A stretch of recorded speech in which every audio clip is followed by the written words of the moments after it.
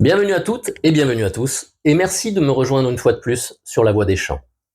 Après avoir vu l'importance de l'échauffement physique ou la réappropriation de son corps dans la précédente vidéo, attardons-nous aujourd'hui sur la nécessité plus spécifique de l'échauffement de la sphère ORL, et plus particulièrement des cordes et des plis vocaux. Cette étape est cruciale pour améliorer la qualité de son travail, préserver ses muscles et de façon plus indirecte, nous faire gagner énormément de temps. Les cordes vocales sont des muscles, et comme tous les muscles, ils ont besoin d'être préparés avant d'être sollicités. L'échauffement vocal permet de les assouplir, de les préparer à une utilisation intensive, réduisant ainsi le risque de tension, de blessure ou de fatigue prématurée. Un bon échauffement aide à améliorer la qualité de sa voix en permettant une meilleure maîtrise et gestion de la pression sous-glottique qui va impacter directement les cordes vocales. Cela permet une articulation plus claire en échauffant et en détendant les muscles masséters qui agissent sur la mobilité de la mâchoire.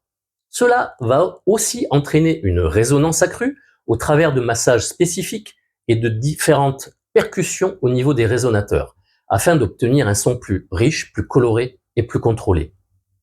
L'échauffement permet d'étendre progressivement sa tessiture vocale, c'est-à-dire la gamme de notes que le chanteur peut atteindre confortablement et sur laquelle il peut s'appuyer en toute sérénité pour travailler, à ne pas confondre avec l'ambitus vocal. Cela est particulièrement utile pour les morceaux exigeants, comme le chant lyrique qui nécessite une très grande amplitude. Comme tout exercice physique, un échauffement régulier améliore l'endurance. Cela permet de chanter plus longtemps et sans fatigue, ce qui est particulièrement important lors des performances ou des répétitions prolongées.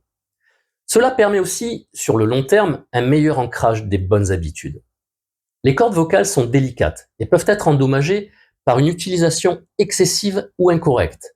Un échauffement adéquat aide à prévenir les nodules, les polypes et autres affections en assurant qu'elles puissent fonctionner de manière optimale et sans stress excessif. Les risques liés à une absence ou à un mauvais échauffement sont multiples, en commençant par la fatigue vocale qui peut s'installer prématurément, freinant le travail et détériorant la qualité même du chant.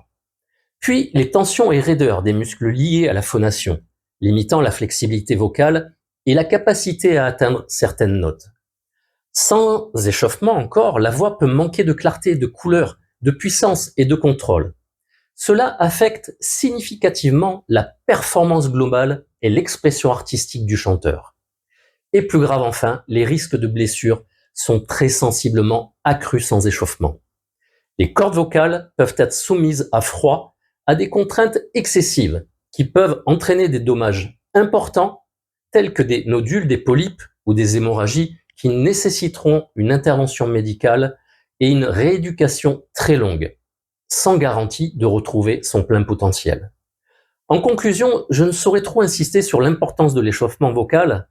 Prendre 10 à 15 minutes au travers de différents exercices que j'aborderai dans de prochains modules prépare la voix, améliore la performance et prévient les blessures. Négliger cette étape peut non seulement nuire à la qualité de la performance, mais aussi causer des dommages durables, voire irréversibles à votre voix. Un bon échauffement est la clé pour chanter de manière saine et efficace, tout en préservant votre instrument vocal pour les années à venir. Je vous remercie pour votre écoute, je vous souhaite un bon chant et surtout, n'oubliez pas de rester inspiré.